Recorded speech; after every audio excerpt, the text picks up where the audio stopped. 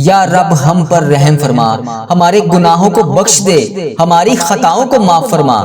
یا اللہ اس ربیع الاول کی برکت سے ہمارے دلوں میں حضور اکرم صلی اللہ علیہ وآلہ وسلم کی محبت کو اور زیادہ بڑھا دے۔ یا اللہ ہمیں ان کی سنتوں پر عمل کرنے کی توفیق عطا فرما، ہمارے گھروں کو درود و سلام کی برکت سے منور فرما۔ یا اللہ روز قیامت ہمارے نبی حضرت محمد مصطفیٰ صلی اللہ علیہ وآلہ وسلم کے در پر جھکنے اور ان کی شفاعت حاصل کرنے کی سعادت نصیب فرما۔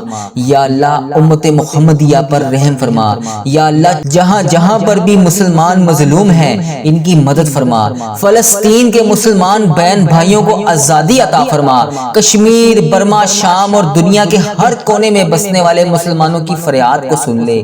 یا رب امت کو اتحاد، محبت اور اتفاق عطا فرما۔